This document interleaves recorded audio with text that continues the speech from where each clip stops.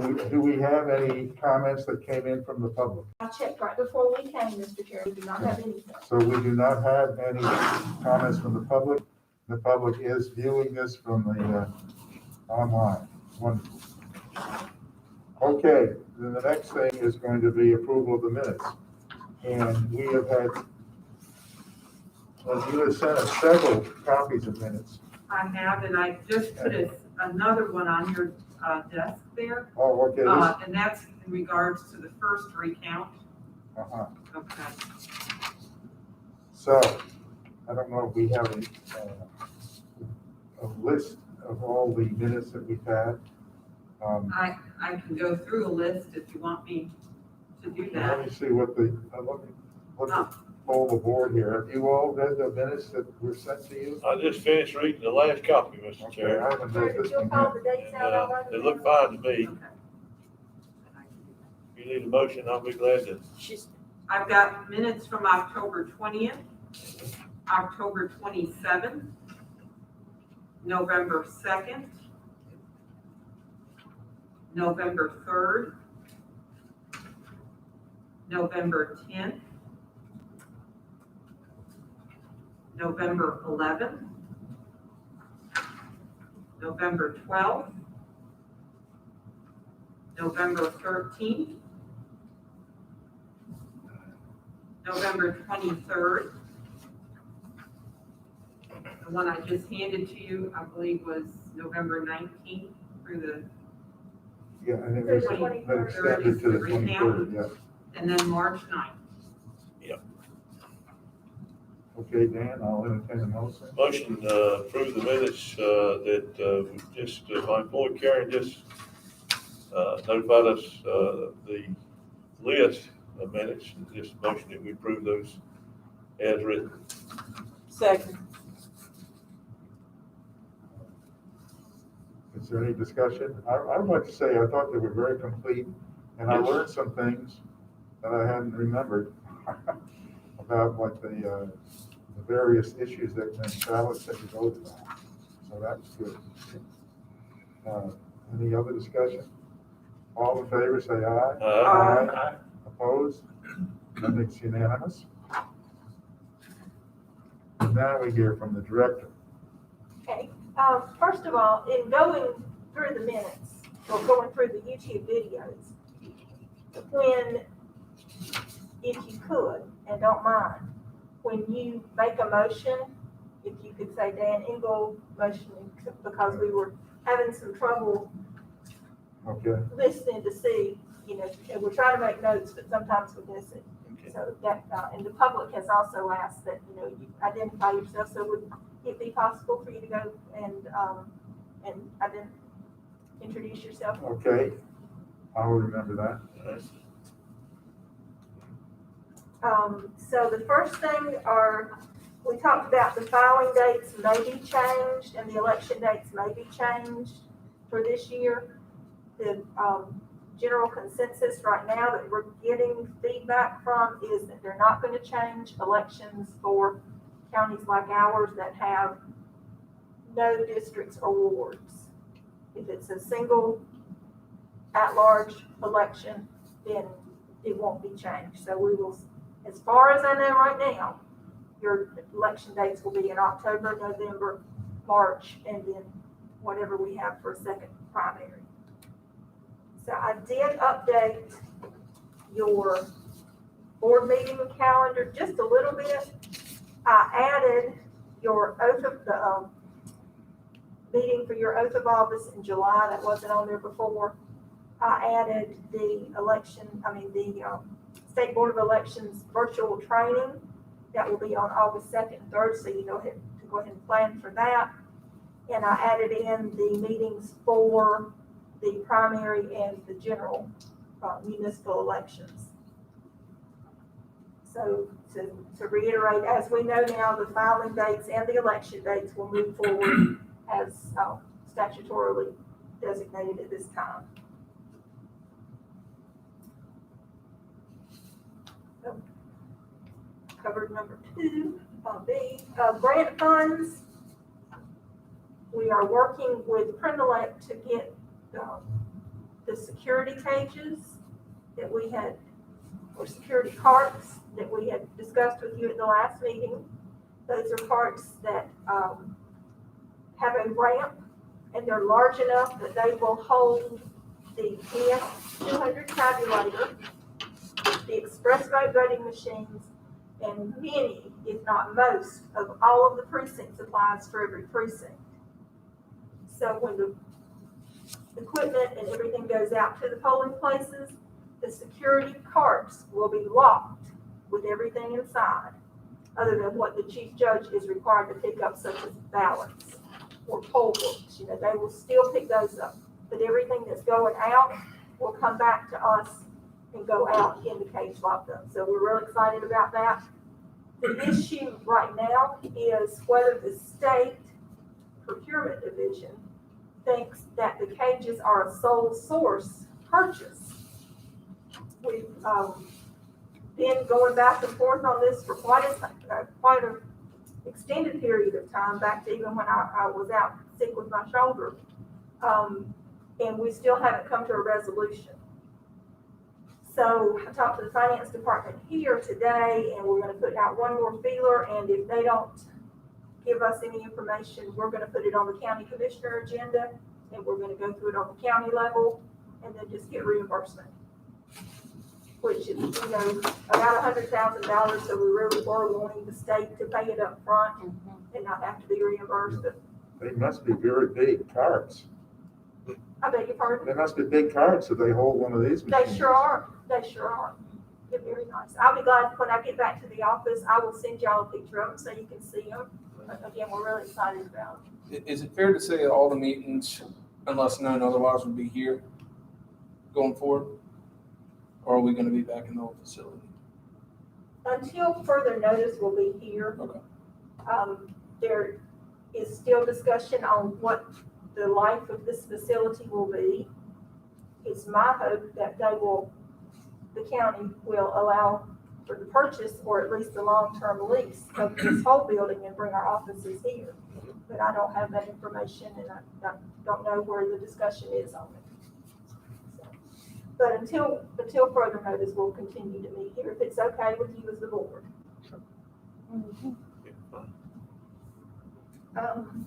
With the security carts don't take up all of the grant funds. We also updated the security system at our office because the fobs have given out and, you know, it's quite old. That security system can be pulled and put to any other facility they need us to. But we had to go ahead and expend the money because it was due to be spent or encumbered by the end of June. So we went ahead and did that. We're going to purchase some, with the remainder of the money, some desktop cameras because a lot of people are still doing Zoom and the staff is, you know, working with their computer. We're going to get some microphones and get Karen some headphones for when she's doing the minutes. Right now she's sitting down on the floor beside her computer so she can hear it. So we're going to make a big purchase there. And as far as the budget process, we are, I haven't heard anything about our budget acceptance or what kind of funds they intend to designate to us. They're still in the process. As soon as I get information, you know, I'll email you. I Okay. can send that photo if you want me to. Okay. Karen's got the photo and she said she'll send it. Have you got it? I turned it up right side up. I got yours sideways. Well, mine's right side up in my phone. Okay. I'm not sure how that happened. Okay. Any questions on any of? Did we vote on a budget earlier? Yes, sir, last month. Last one? Okay, Yeah. That's not the minutes we, okay. March. It It was March. last meeting. Yes, Yeah. March. Last meeting. Mhm.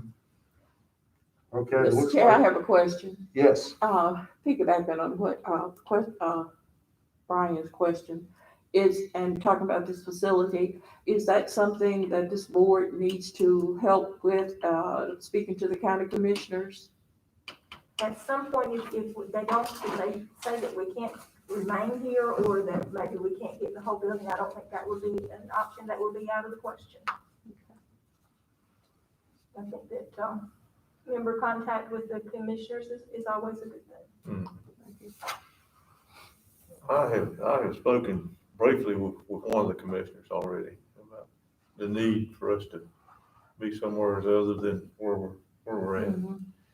Because, you know, just the problems with the hygienic problems, you know, health Yes. and just the size. Correct. So I mean, I think the ultimate goal is to destroy that building anyway. right? Yes, I think so, Yes. yeah. Okay, then I'll seem to be the next on the agenda here. And as I think I told everybody, but anyway, the Democratic Party has voted for Dr. Yarborough to take my place, and then they have nominated another person to be on the board, whose name I forget. Homer Ashby. Homer Ashby, thank you.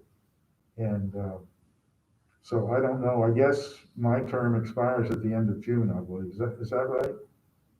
Well, it will expire when the new board is sworn into office on July the 20th. 20th. So, You're in office until July the 20th at 11:59 a.m. okay. Does that mean I attend that meeting? Mhm. You're welcome to attend any meeting. Okay, that's the public.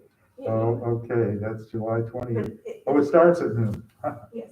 Okay. So that, I'm sure they would like to have you. and what I had put down things that occurred to me, in the last election. And, I actually had, put two separate documents. And I think I said, I worked on this on Sunday and I made some comments on these. But I don't know, how to proceed. I think that I'd like to see our board write a letter to the state asking for some of these changes. And then some of it might be news to them and some not. Starting with the high-speed scanner. It looks like a lot of the problems I saw can be solved in-house. One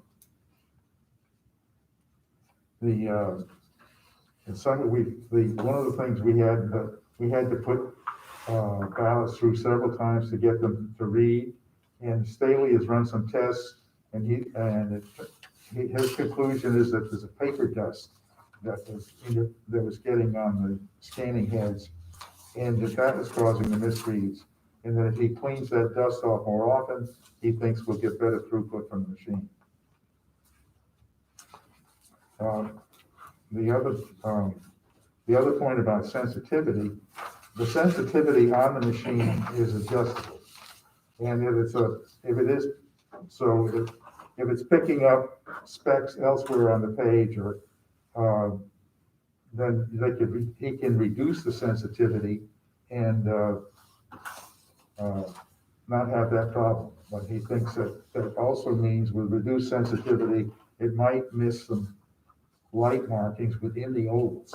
He also ran a test though that showed that marks outside the ovals are not causing the ballots to be kicked out. So, and we thought maybe that was the case, and we thought maybe where they had a write-in below multiple candidates where the people wrote the names down below, that was causing problems. But he says, no, it only looks in the ovals. So that's reassuring. I still hope we could do something about the duplicated ballots to speed up that process. The scanner could be programmed so that, when we duplicate a ballot, we have two people, one calls it out and one writes it down. And then we have to proofread it, and then he has to go back and I think he puts it in with all the other ballots for that precinct and rereads the precinct. And I was hoping that they could do something so that we could just fix the ballot and put it back in. Or that the machine could compare the duplicate with the original and tell us what the differences were. And we, of course, we want one district difference for what we collected, but if there were any others, then that would be a problem, that would be a problem. Anyway, we should put them through, I think it should be able to tell you, well, this is the only difference between those two ballots, and we say that's the correction we want. And I think he also told me about the awkward control panel, that looks like he does a lot of punching things in. He thinks that's going to be fixed. There is a new software update in the works that he thinks addresses some of these problems. But as I said in here, it is yet to be certified by North Carolina. So even if it's made available, we can't use it until the state certifies it. So I don't know if we want to write a letter to the SNS about our reaction to this or not. And my reaction was last time it was for a high speed tabulator, it was pretty slow. And what did you just hand out? Was that? Mr. Chairman, I handed out a copy of what you had sent with your updates and also the 850, Oh, the DS 850 test. There's Staley's notes on the test. all right, that he did. okay, thank you. Is there any discussion on the DS 850?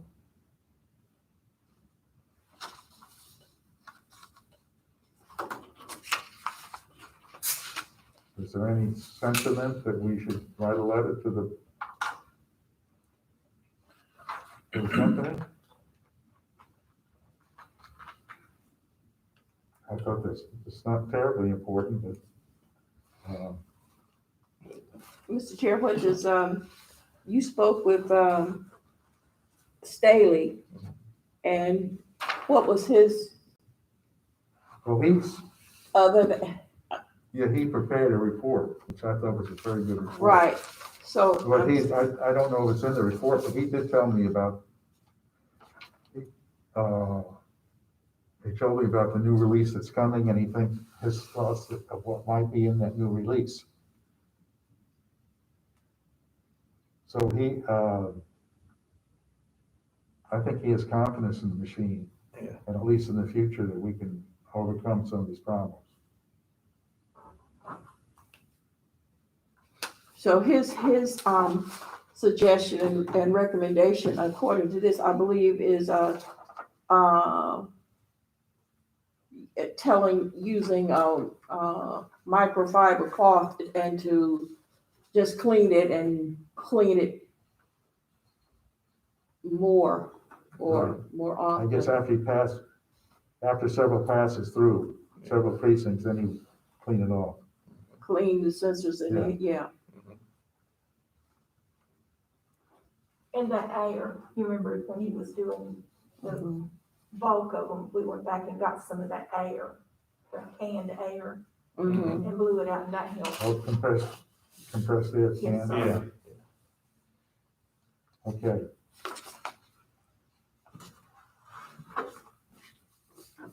Should I make a motion so we can go in the minutes, or we can go in the minutes as is? That we discussed it and then there was a consensus not to pursue a letter to the manufacturer? I can put that in. The other concerns I put in the suggestions for the North Carolina Board of Elections. And the first topic is design of emergency ballot materials. And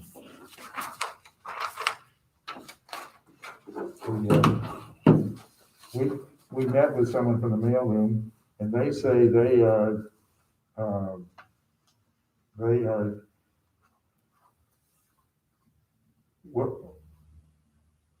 what we send out, they are making sure it's sent at the best rate.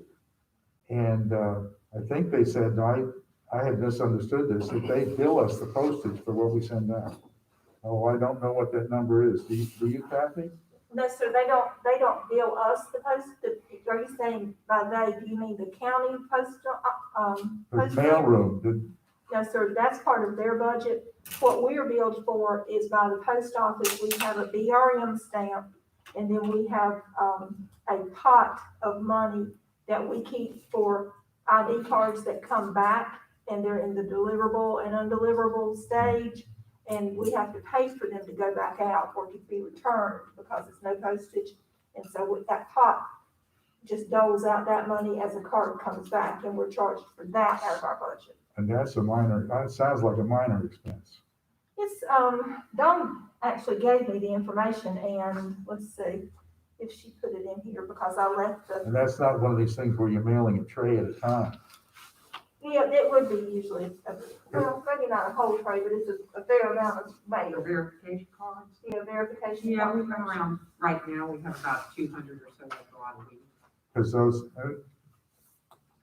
and you put what, you put just ordinary stamps on there? Oh, They go through the metered mail. um, I'm still surprised that we pay as much, as much postage as they put on these envelopes for the, you know, we had,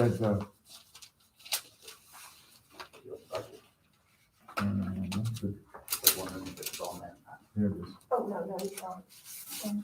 This is what we send out with the, everybody gets one of these with an MC envelope. And this one was $1.01, which, when I weighed it, I got under 2 ounces, but the mailroom said that they are under 3 ounces, which is one reason it's a higher. And I think maybe that's something that should be considered is, I understand the state designs these things, but they could, I think, maybe they could look at using either different size or different weight paper or something. Because there's a lot of money we had 11,000 of these we sent out or something. So I think that's one suggestion I think we could make to them. Where's my- So you would hope to get the postage down to, Well, the lowest, I've got other envelopes here here's a 2 ounce envelope I got.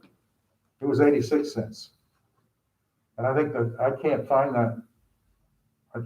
this 101 on the table, so it may have gone up a little. But this was a 2 ounce envelope that I received. And it's marked pre-sorted first class, and it's 86 cents. So, so if you got it down from 3 ounces to 2 ounces, you would say 14 cents per Yeah. mailing? but I think maybe they're not using the lowest price that they could. The post office. But so I would just, the other thing is that, you know, we said we need this big an envelope because of we gotta put this envelope inside it.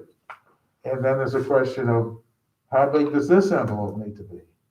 And, they've got all these things on the back, they've got instructions, and they're going to have place, other than this past election, they're gonna have place for 2 witnesses or a notary, but still, you know, what they're getting back is folded, the 8.5 by 11 ballot. And this is certainly bigger than they need to hold, and ours were folded into over and over again, so it was a quarter. But even if you folded it in a third, or even maybe this was designed for half, but it's too long. And I think that they could, maybe this package could be made lighter. Yeah, I think size being is, you know, for a lot of it probably has to do with the identification purposes and people not saying, well, this is just another piece of junk mail and, you This know. apparently, there's a law that says everything has to have this symbol on it. Yeah, I noticed pictures from other states use different colors. Yeah. They use red and other things. Yeah. But this is and the post office has rules that they should, you know, give Oh, these yeah. things priority. The other thing I don't like, we found out there was a lot of questions about how much stamps to put on. And I thought this was misleading. First class postage required. They could have said one forever stamp or 55 cents or whatever it is that year. And that would prevent people from putting on more than they needed to. Well, the problem is if somebody's not using, somebody that had a forever stamp, then they may think that's the only thing they can. Well, I said, or 55 cents, But this, a lot of people don't know what this means, I think. And they don't, first class postage doesn't tell you whether it's 2 stamps or 1. So anyway, I thought if they're gonna put something there or whatever, they could make it clearer. So that was my 1B here. I think, Mr. Chair, as far as the size, oftentimes when we think of people using the mail-in, oftentimes we think of senior citizens. And I don't think we want to make it any smaller because I know more than senior citizens use at this time, but typically it has been senior citizens, and you don't want to make it any smaller. And then if you look on the back, even with it being that size, people had difficulty writing their signatures in that space. So if we make it any smaller, remember we had to look at some and try to verify the information that was on there. So if it was any smaller, that would probably make it even more difficult for people, to sign their names and the witnesses. I agree, and I think I mentioned that, especially here it says the witness's address is only 1 line. So they got to put their street and their city and, and I think that probably confused people. That's what I'm saying. So we wouldn't want to make it any smaller because. And I see like the 2 ounce paper there, or envelope that you have there has the cellophane window there. I just don't think, obviously, with voter protection, we can't have anything. And I wouldn't want to use a lighter piece of paper that maybe somebody could put a UV light up to and decipher somebody's vote or something like that. I think the 14 cent. Mhm. Okay, then, well, of course, I wondered why we go to the trouble of having an election day different from the early voting. And one of the things has to do with that to vote on election day, you have to register 25 days in advance. But to vote early voting, you register the same day. So it seemed to me that we could do something about the 25-day registration requirement. I know it takes time for us to print up the books, but I think I think a week would be ample, or maybe less. Isn't that the legislature that determines that? Yes. That's what I'm thinking, yeah. Well, I guess the state board could request the legislature to make that change. And I was thinking, really, do we need to have vote in every precinct? That's a bigger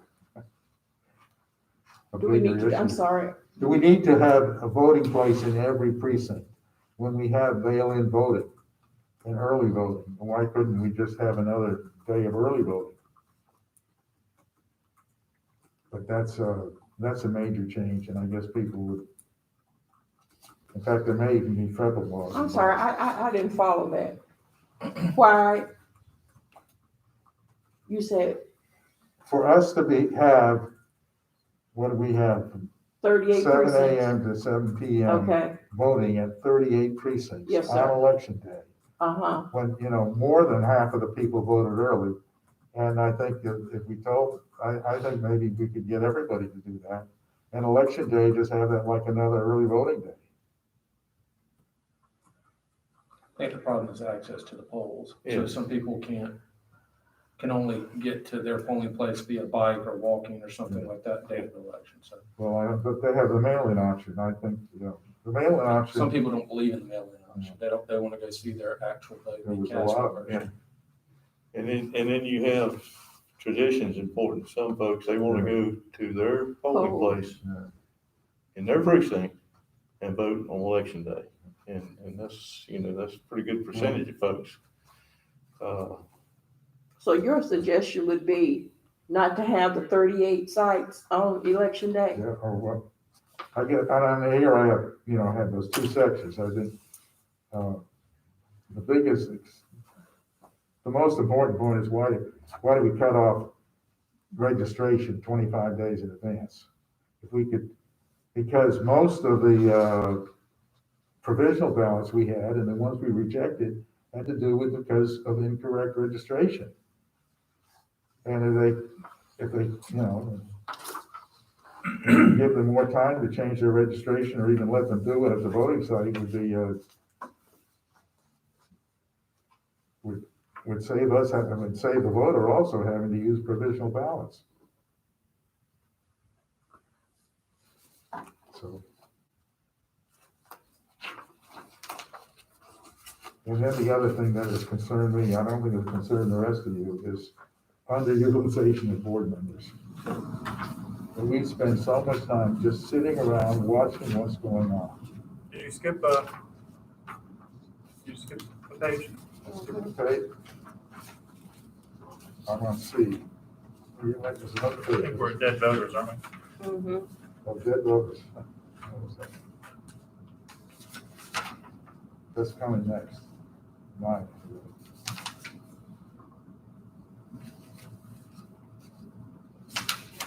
Oh. So under that, I just had a feeling that, especially I thought on the recount, why we weren't allowed to participate in the recount and we had to pay other people to come in and do that. But it really bothered me that we spent so much time sitting there. Well, I think the problem is it's a legal issue. We then become witnesses rather than the tribunal.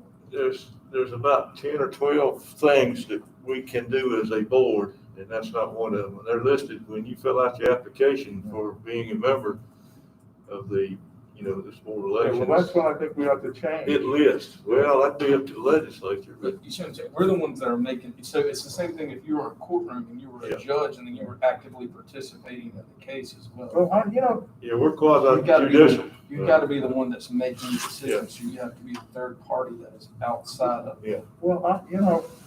Yeah.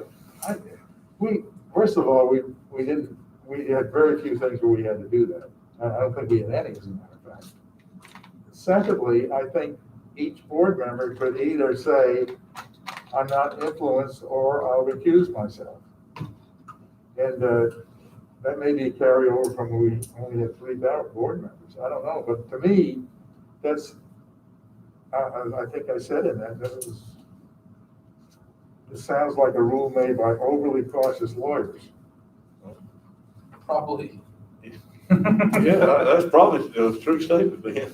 Well, so anyway, I would like to just put in writing that I'd like to see that changed, and maybe somebody would pick it up and say, no. I think that the overly cautious lawyers at the state level would probably say that. Yeah, they said no. It's the same thing with us not going and hanging out at the polling sites, right? Yes. Yeah, I don't understand why we can't go in the polling sites. Because if something happens, we'll be the ones possibly that have to make a decision, And then or we be in see, the process. and then the drawback of that is when we have these, we've had 2 hearings, and we said that, then you have to just listen to witnesses, or sometimes we don't even let the witnesses talk, and we don't know what's happened. So to have seen it doesn't seem to me to be a drawback, it seemed to me to be an Well, that's a advantage. preliminary hearing, right? Yeah. Not an actual hearing. Yeah. But think about this too, what if you saw it, but I didn't? So you're gonna tell me what happened, then you're testifying in the hearing. No, I don't think As you a have to witness. testify, but you could, but I guess you might comment and say, that's not what I saw. I think as far as not letting witnesses testify, I think we voted whether or not, based on the issue, I think we took a vote We did. Yeah, but we as were to- told, as to whether or not it was necessary for those individuals or that individual, to, The county attorney can, or assistant come attorney came in and before said. They told us. us we couldn't hear from the person. I thought. Yeah, so- But we did Then we that. voted, you're correct, yeah, We voted. pursuant to his advice. But I'm still saying, we voted, and, Yes. we didn't have to take the county attorney's advice. Right, The right. board voted. Yep. Whether or not it was necessary for that person to come before us, and I think we voted that, it wasn't necessary Yes. In a preliminary hearing. in the Sure, yeah, preliminary. Yes, yes. Yeah, during the preliminary hearing. Then we go on to dead voters. I think when people cast a ballot, they expect it to be counted. But before you go to dead voters, can I, go down to number C5, under the utilization of board members? Yes? Where it say board members are banned from seeing ballots except for where a decision to reject all or part is being made. Well, we're not supposed to look at all of them. Well, that's what I said. We definitely were told not to, yes. And I said, I believe that you can have a greater understanding of what's going on in the election when you do see how the ballots are. But we get, okay, maybe and perhaps I misunderstand. But at the end, even if we get it from the newspaper, it gives us a recap of everything. We know how many voted, we know where they voted from precincts, but they aren't gonna give us the names, but they tell us how many from every party voted, plus we get the results from our person who is doing the scanning, so we have the results. But certainly, we don't look at individual names and how, There are no names on the ballots. well, we don't look at how they voted. I'm wondering, Well, I learned some things, and we only see the ballots that have been challenged. But when we had, in the Beasley case where there were, I forget which, I think she was first and then the Republican was second, but on in her column, the two offices above her, the Republican had been first. And I thought there were an unusual number where I think the person thought he or she was voting Republican by filling in the first one, and then realized, oh no, I want the second one. And so they crossed the first one out. So I learned, I thought that was a concrete example of how the design of the ballot affects the outcome. Because there may have been some Republicans who didn't realize that they had voted for Beasley by mistake. So that's just one of the things. I'm curious, and we don't have these figures, how many people only vote for one office, or how many, or how far down the ballot do they go? How many people don't vote on the back of the ballot? I just think those things would be interesting. But as I guess I can see the potential value of looking at a cross-section of ballots, but not by board members, right? I mean, I can imagine possibly the State Board of Elections and kind of doing quality control would find them, I don't know the exact circumstances. I mean, I can see the point that you're making, but I feel like Board of Elections members are not the experts on ballot design. And while we do, as you say, see patterns, I'm sure we're not the only ones that. Well, nobody can see the ballots, except our staff. And then they are sealed until they're destroyed. But as I put in here, I talked to two people who do research on elections, and neither of them were much interested in that kind of information. So I don't think that's important to pursue. right, because I think when we look at the information we're given from, our tabulator. And when we look at what comes out in the paper, and then when you look at the information, well, for us, it's given to us by our party, and I'm sure, it's given by all parties. I can basically, if you look at the numbers, you can basically look from the numbers to tell how many people just voted on the front and perhaps didn't vote for everybody because the numbers are there. Yeah. I mean, you can discern that more people voted for the president and the governor and did not vote for Board of Education and Soil and Water. I don't think that's a ballot issue. I think that's an education issue. Yes, personal preference. A lot of times the down ballots, they don't know the people, And so they just don't vote for them. They say, look, I don't know them, so I'm not gonna vote for them. yes, I thought it'd be interesting to have numbers on that. Yeah. That's a And statistic. to have it, I to understand. forbid any kind of research on it, I think is extreme, but as I said, I found out, I didn't find any research that said, yes, I'd love to have that information, so.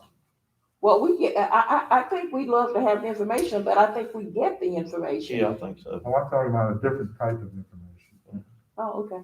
I mean, Where you see trouble with people, where you are perceiving trouble with people, with the design of the ballot, basically. well, and Okay. and somebody has to come first, but we made the decision that it's alphabetical. But following a random drawn letter. But so putting people alphabetical means they're not listed by party. And that's a decision that was made at some point. That listing it by party, I guess they felt, gave a preference to the party that came first. And then they decided not to reverse parties each year, but to do it this other way. Yeah, that procedure's been changed, what, Kathy, maybe half a dozen times over the last 20 years. Yeah, how they go about doing that, the alphabetical order, who the governor is. And he selects the letter. Elimination of straight party. Yeah, Say it again? Elimination of the straight party vote. Oh, right. Yeah. But this time, the reason it was so like that is because when the governor selected the letter that was going first, it was P. Mhm. So then you don't go from P and then put A. Then it went down. It's, Right, you have to finish the alphabet. P and all the start way again. down. And so an A would have ended at the bottom. So Mhm. I don't know. I mean, if that's the process they continue, but again, that process may change the next year, who knows? But Well- that's the way it happened this time. And the thing about the dead voters, I don't know where that comes from. I said, if it's a federal law, there's not much we can do about it. But the way dead voters are handled, first of all, I think someone who casts a ballot expects it to be counted. And the fact that they die doesn't mean that, they won't be disappointed. It's not a disappointing concept, and it's a surprising concept. Most people that I've spoken to, most voters, think that once you've cast your ballot, it will be counted. And the other thing is, our procedure is not rigorous. We wait till we're formally notified that the person has died. And we had a case here, somebody said, well, one of our staff said, well, that person's in my church and I know she's died. And we said, well, we haven't been notified formally, so we can't throw out her ballot. And I know people, two people who, if you die out of state, then the state of North Carolina or whoever it is, the registered deed, I don't know who they're supposed to notify, don't get notified. They say it's up to the survivors to notify the Board of Election. Well, that's not a very reliable system. And one person I know, a dead person, I think was still on the rolls as inactive. So that's another reason not to have this rule, because we really don't know who's died and who hasn't. So that's something that could. Man, no system is perfect, but I'll take ours over any system in the world right now. You don't want the dead voters to vote? Well, I'm just saying we have to adhere to what the law says. Well, we can And make that's what we do. suggestions to change it. I'm not saying throw it all out, I'm saying, I would It's a say rule. probably start with contacting your legislature if that's what you want to do. well, I think the state board, it seems to me they have more I'm plans. saying no system is perfect, no system is perfect, but it's better than what it could be. So what is your recommendation for that one? I think if it's been a properly cast ballot, it should be counted. So if they voted early, or they mailed it in and postmarked it properly, we should count it. And the counter argument to that would be that your vote doesn't count until election day. Yeah, I think that's what they, probably the theory.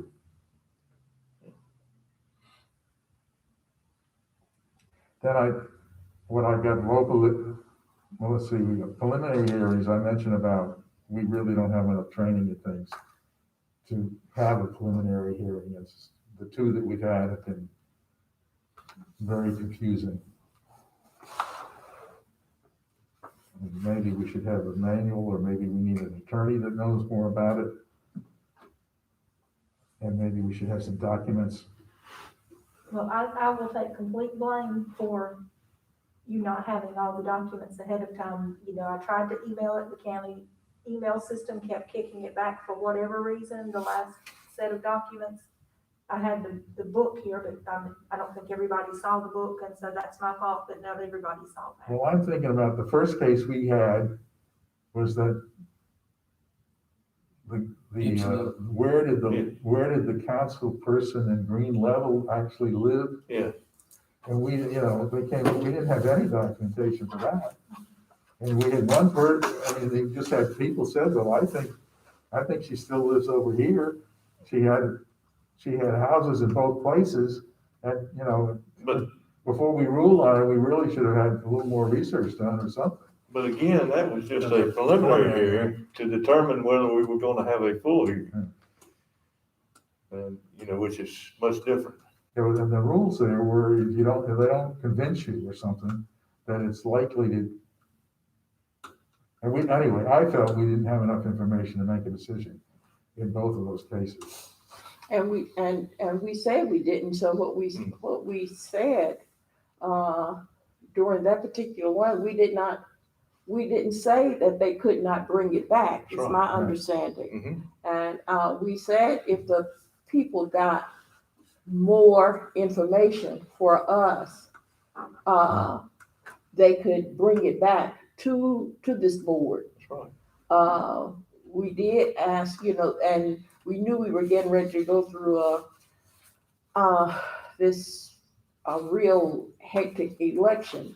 And so that would give them time to collect more data and bring it to us, and we would have more time to review it also after the election. But we told them, I remember us telling them that they could bring it back to this board if they had more. And the one with Beasley, we didn't talk about the book or the paperwork that the executive director tried to get to us. And some of us did look at the book. Now, my position on that was they were asking us to review everything I think that we had already reviewed. So Yep. I was of the opinion that it would not have been the staff who had made errors. If there had been errors, it would have been us, because for everything that the staff had a question about, they brought it to us. Mhm. And we, as a board, worked across party lines. Yep. For example, Brian and I looked at a lot of things and made the decision together and then showed it to everybody. And then it was a Democrat and Republican working together to say, and basically all of the names or areas they talked about were the ones that were given to us to make decisions about. So it wouldn't have been their era, it would have been our era, and I know we took the time to look at every single thing that the staff brought before us and made decisions together. Well, what bothered me was there was a lady here who wanted to speak, and we told her she could not speak. Because it was a preliminary hearing. Yeah, the preliminary, yeah.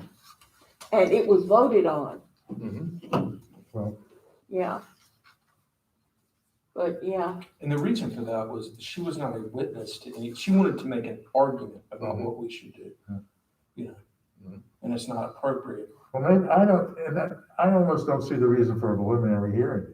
What, you know, let them all just come with and present their case. okay, Anyway, anyway, that was, preliminary hearings, I think, could be reconsidered. okay. The other things that the local issue, it only bothered me a little that there were so many uncanceled stamps on the envelopes that we destroyed. But, Would that not be a postal?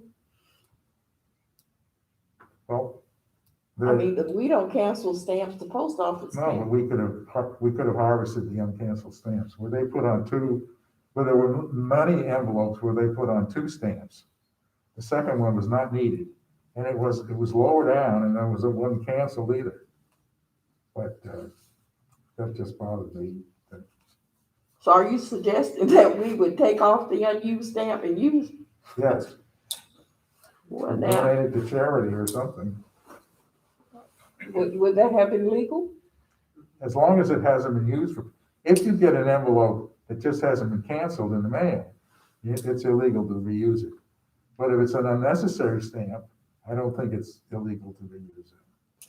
I don't know if we That's have, my- I don't that's know my if we have legal the opinion. staff to harvest unused stamps. I believe our Okay. staff is probably a little overwhelmed. The other thing I think has been taken care of, we did have some problems reading it, you know, well, the 2 suggestions I have about when the absentee ballots come in, we should have 2 different stamps for receipts, so we know whether they came from the post office or they were hand delivered. And we ought to have a stamp that makes it very clear what the date is. And we had a case where we couldn't tell a 3 from an 8. And I think I think those would be minor things. I agree with this, the stamp needs to be a little more legible, I don't know. But also sometimes we want to know if it came in the mail or if it was hand delivered. And I know there's a log, you could look it up, but we could just have 2 different stamps. Could we not, Kathy? Well, traditionally, the mail ones have the stamp, whether used or unused. Yeah. The stamp on it, and the hand delivered ones, usually the people just bring the envelope in and it's blank. But either way, we always stamp. We always stamp them and we stamp them the same. And I'm just suggesting that the one for the post office could have a different stamp so that you knew it wasn't hand delivered. I think that's, So that you, if it did not have a postmark on it, you would know the reason that it did not have a postmark on it was not that the postal service didn't get to stamp it, but it was that it had been hand delivered. right. I think, anyway, the question came up in my mind a few times as we were looking at the paper ballots. Could we use different colors? Red for, Yeah, you could. I don't know how you make the stamps different, but. or blue if they Where it came says, in? I think it says received Alamance County on it, so you could certainly say what that message could be changed.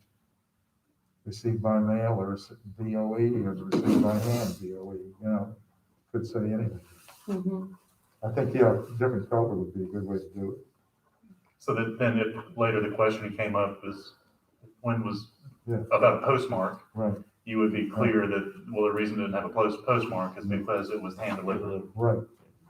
but that it still needs to have a date of receipt on it, whether or not it's hand delivered or not. Yes. That makes sense to me. So those are, I don't know, my thought was that after this, if there were an interest, we'd send a letter to the state board asking for some of these changes. So would that last issue be something that would just be a matter of protocol I at think our that's something office? we decide on our own, or Yeah. even Kathy could decide to do on her own. Although if it's a good idea, you know, you could still make that suggestion more broadly. Also move that in the future, we use 2 stamps with one for the mail delivered and one for the hand delivered. Second. All in favor? Aye. Any opposed? It's unanimous. As far as writing a letter to the state, I have a feeling that there's not a sentiment here to do that. Is there anyone particular that where we should write one to the state though? Because I'm thinking, Well, we mentioned, the design of the envelopes.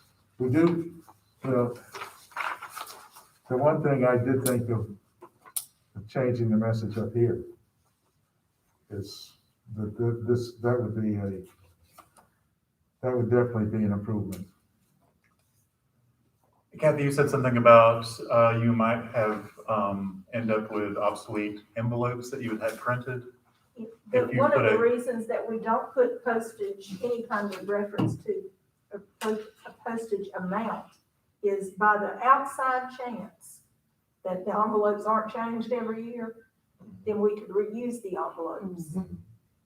And if postage goes up, if we put a particular amount, then we either have to put something over it or order new envelopes.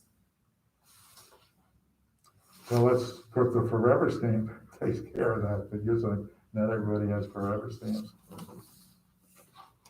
Can I see the envelope?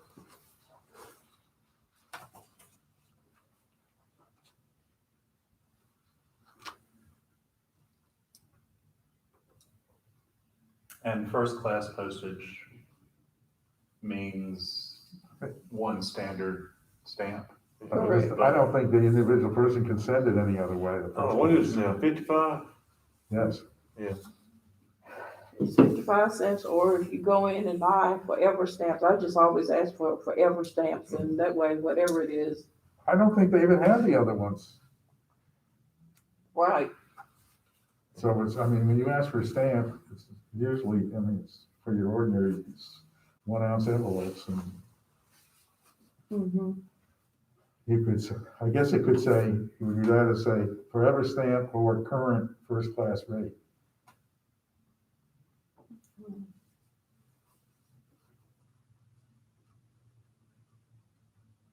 You like that better?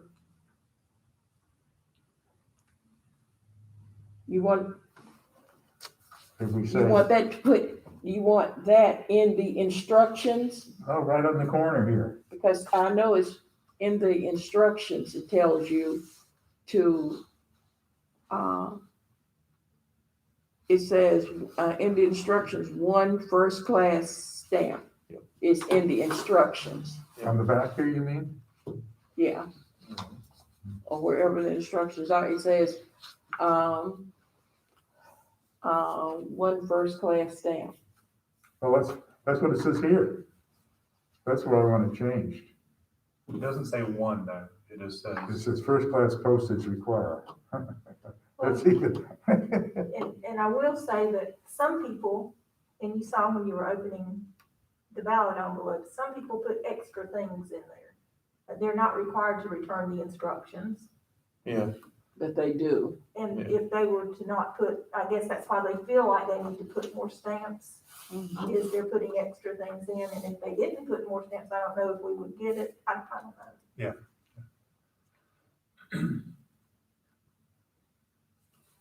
Yeah, I think you would get it.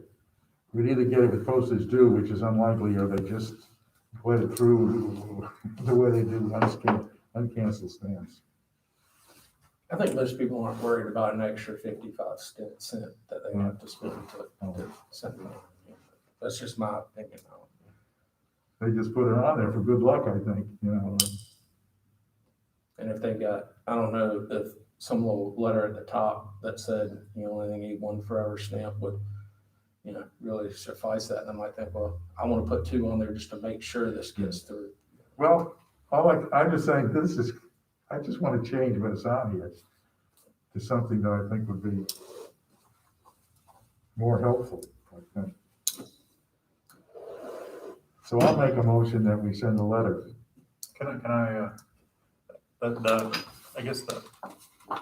So the letter, Let me second Ben's motion so you can ask your question. okay, I second his motion.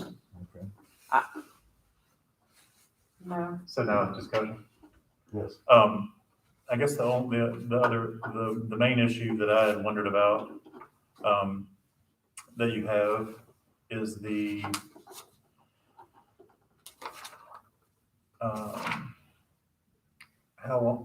how long in advance the registration needs to be? no, he's talking about the stamp. We Okay, trying to we're do the talking about stamp. maybe- So your letter is only about the stamp at this point? His motion was about the stamp. Can he amend the motion? Oh, well, we can do this. I don't have any discussion about the stamp. So, but this is not the end of the discussion of the whole issue. The letter. Yeah. Yeah. I have no discussion of the issue of the stamp. How do I amend the motion? We Just, can, what we we can can do come back is to it. just take it off the table, Okay, because I think Noah wanted to discuss something else other than the stamp, correct? yeah, but he's talking about the same letter. I would just, You are making a motion, you're making a motion to send a letter to the state right, about the stamp. right. And, and I guess, okay, we could vote on that, and then we could vote on an amendment to it. Well, you can vote on that and then vote on whatever else you want to send to the state. Okay, Okay, so everybody in favor of sending a letter that says forever stamp, or, well, I don't know, we can decide on that as we decide later whether what the wording is. I want to know the wording before I vote on Okay. it. What's the wording exactly? Forever stamp or first class postage. Okay, I understand. Okay. All in favor? Aye? aye, Aye. Opposed? No. Abstained? Yeah, I'm going to abstain. I don't believe. Okay. And now, I'll entertain a motion to add to the letter about 25 days. Well, I just wanted some clarification on the issue. I haven't motioned to propose. I think that's a good idea to put that in there. I just wanted to hear from the director, on that issue. On the 25 days? Yes, what would you think that was based upon, and especially in practical terms? In practical terms, I think in the beginning was to, like, the chair said, was to print the books and that sort of thing. Now with the inclusion of same-day registrations at early voting, that brings another aspect into it. But not everybody participates in early voting, so I think there's this still the will that they maintain the 25-day deadline for people who are not going to early voting, that they get their information in, and it gives the turnaround time so that their information is on the books at early voting. So when the books are printed, that they are on there as not voting, everything's lined up. So the registration, even though you can register at early voting, if you had already assumed that you were registered and you got there and you were not on the rolls because there hadn't been sufficient time to get you on the rolls, that would be potentially disturbing to the voter. But if you registered to vote, but your registration came in after the deadline, is this what you're asking? When you went to early voting, we would register you to vote there. Right. And your registration that came in that is in a holding queue, if it was too late or we didn't get it or whatever, that would just be considered a duplicate registration. Okay. But I think. But we handle that. We're set up to handle that. Yes, sir. But I think the consideration is for people that don't go to early voting. Right. you know, there has to be some kind of deadline. It does. The General Assembly sees that. With 25 days is more than you need. Let me, I don't know that it's more than you need. I don't necessarily have an opinion on that. I follow what the law says, and I don't have an opinion either way. Karen? I can say that, we receive registrations until that deadline, but it takes time to process all those. So we can't necessarily process them by that deadline. It takes a few days after, and then we have to mail cards out. So I'd say probably, another week to get everything processed and out the door. So it could be 10 days or even 7. well, you gotta get the card back. Yeah. Mail it out, 7 days out, 7 days So back. that hopefully we don't receive it back, that we got their information. So then you're talking about at least 3 weeks, right? A week to process all the ones that come in. And then you get your mail back out, and then you wait for their mail to come back in. And then you gotta get on the books for election day. Or if it came back and it came back with a staff error, then we have to correct the error and get it back out so that you'll be on the books for election day. Right. Yeah, I think it's just part of checks and balances, just Yeah. trying to set a deadline to, Well, but then we get provisional ballots, which are also time consuming. So 25 days has been enough time? Yes, and it It, appears to be it enough feels, time. it seems like it's practically speaking, 25 days is enough time, Yeah. but Part of it is voter education, Yeah. too. That they may not realize that, I had a few that I spoke with during the election to tell them if they were uncertain if they were registered or not registered, to contact us the week prior to registration deadline. One man kind of dismissed that idea, but I said, we get phone calls, I'd say 2 weeks prior, constantly asking, people asking if they're registered. especially And this and last. that's what we're there election. for, to answer, yes, you are, or no, you need to Yeah. correct this and come in or do this online. So, I think a lot of it has to do with the education part of it. Yeah. The one stop is kind of the kind of safeguard. Yeah. That you can still vote, but there comes a point where it's not. Yeah. And I don't want to speak out of turn, but Kathy, hadn't it been nightmares with that same day election registration vote in other states? I mean, I just remember seeing the news, and I believe Indiana, a couple other ones that allow you to register on election day, and it's been. as far as the ones that register on election day, that's there been some definite complications.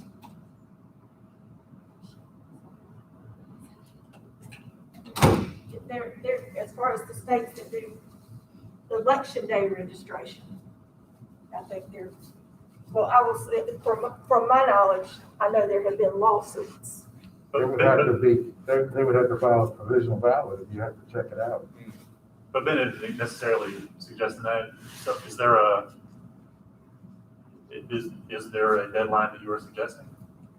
I thought it was 10 days, arbitrarily.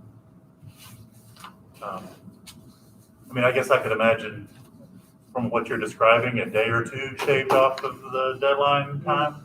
But roughly what we've got is what we need to, in a orderly fashion, without stress and strain, get everything mailed out and received back and put in the system. Right. And this is also state law, so Sure, counties that are larger, I don't know how they, good point.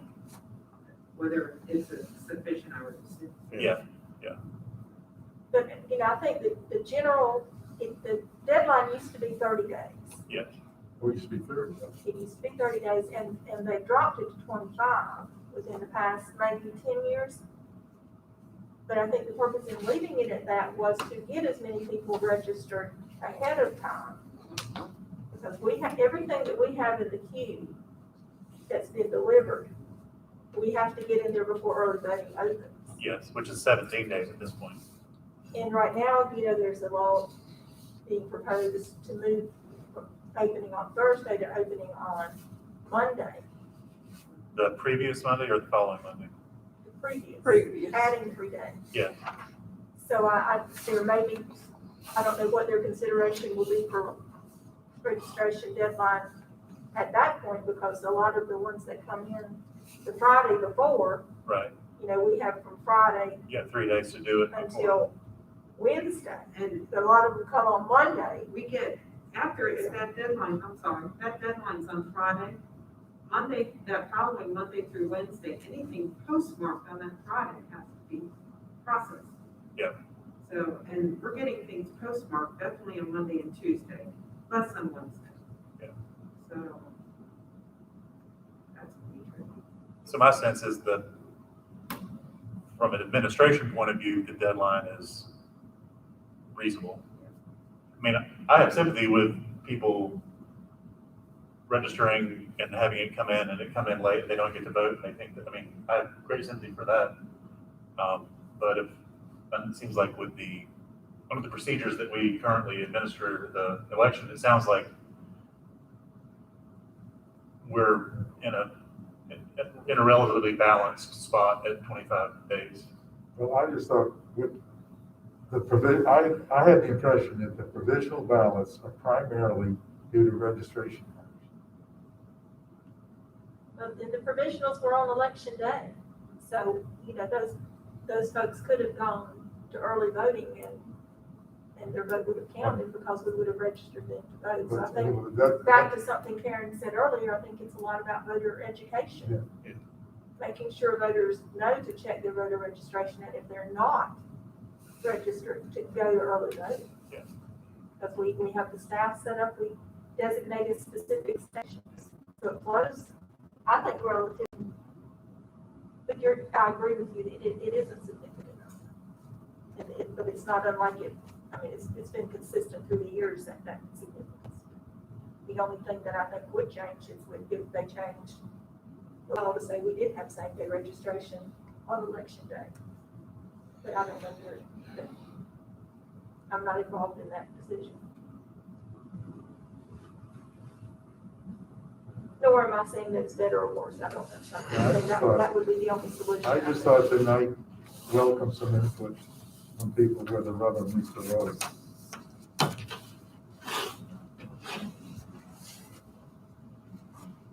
Okay, I guess there's a consensus here of not changing 25 days. So that concludes. Where's mine? Ben, I appreciate your attention to detail. I mean, it is the kind of thing that, you are right, we see things that, in a practical terms. Thank you for the, Okay, thank you for the careful thank you. work.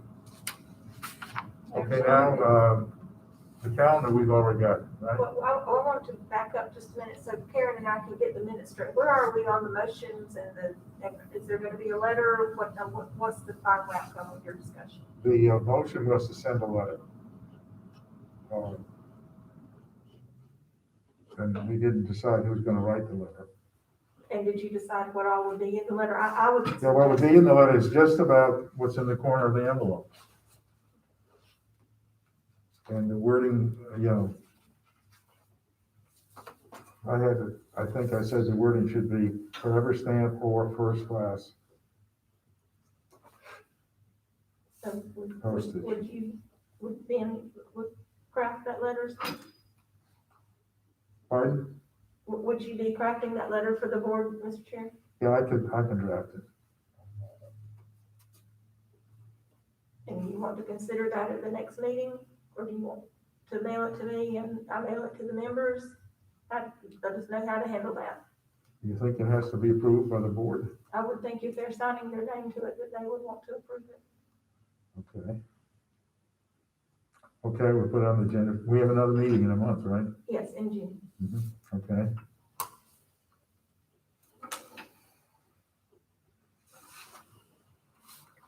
Then we have the calendar we've been over, right? So now we come to the closed session. Well, the calendar was whether we wanted to have the June meeting, and now that we have something to address at the June meeting, I think that it would be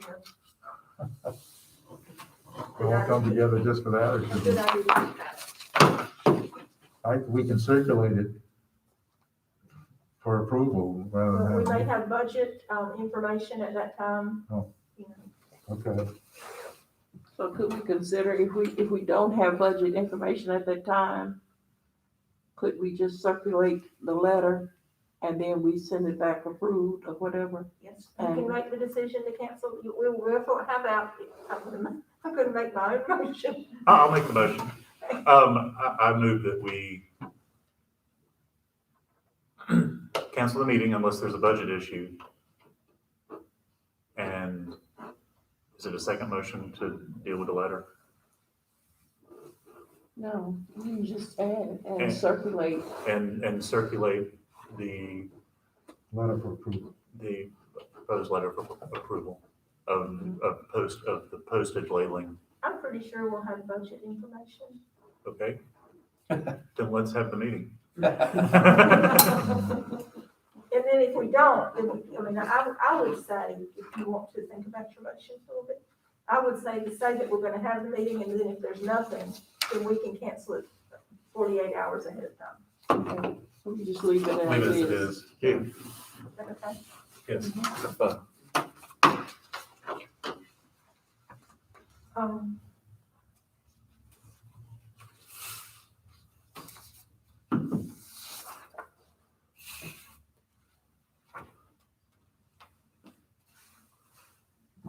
So, the next thing is going into closed session for my evaluation. And Mr. Chair, I make a motion that we go into closed session. Seconded. All in favor? Opposed? Motion is unanimous. We're in closed session.